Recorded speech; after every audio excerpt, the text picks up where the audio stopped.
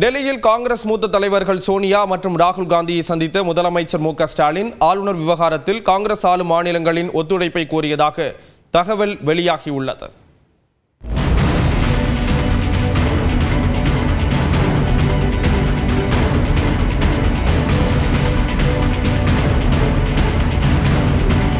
நாட்டின் நிதி நிர்வாகம் தொடர்பாக மத்திய அரசு ஆண்டுதோறும் நிதி ஆயோக் கூட்டத்தை நடத்தி வருகிறது. அதன்படி நடப்பாண்டிற்கான நிதி ஆயோக் கூட்டம் பிரதமர் மோடி தலைமையில் இன்று டெல்லியில் நடைபெறுகிறது. இந்த கூட்டத்தில் கலந்து கொள்ள அனைத்து மாநில மற்றும் யூனியன் பிரதேச முதலமைச்சர்களுக்கு அழைப்பு விடுக்கப்பட்ட நிலையில் அதனை ஏற்று தமிழ்நாடு முதலமைச்சர் மு.க.ஸ்டாலின் விமானம் மூலம் டெல்லி சென்றார்.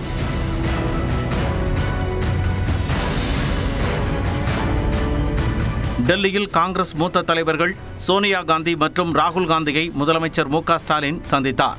அடுத்த ஆண்டு தமிழ்நாடு சட்டப்பேரவை தேர்தல் நடைபெறவுள்ள நிலையில் காங்கிரஸ் தலைவர்களை முதலமைச்சர் சந்தித்தது கவனம் பெற்றது.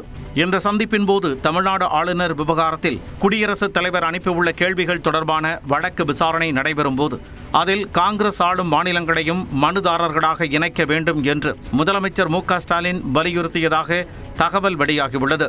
அதற்கு காங்கிரஸ் முழு ஆதரவு வழங்கும் என சோனியா காந்தியும் ராகுல் காந்தியும் உறுதியளித்துள்ளனர்.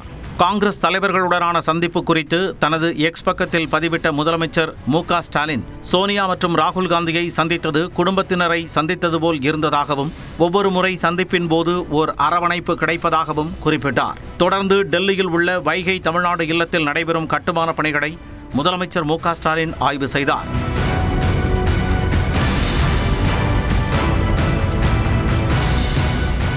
அங்கிருந்து எய்ம்ஸ் மருத்துவமனைக்கு சென்ற முதலமைச்சர் மு.க.ஸ்டாலின் பகல்காம் தாக்குதலில் காயமடைந்து சிகிச்சை பெறும் தமிழகத்தைச் சேர்ந்த பரமேஸ்வரன் மற்றும் குடும்பத்தினரை சந்தித்து நலம் விசாரித்தார்.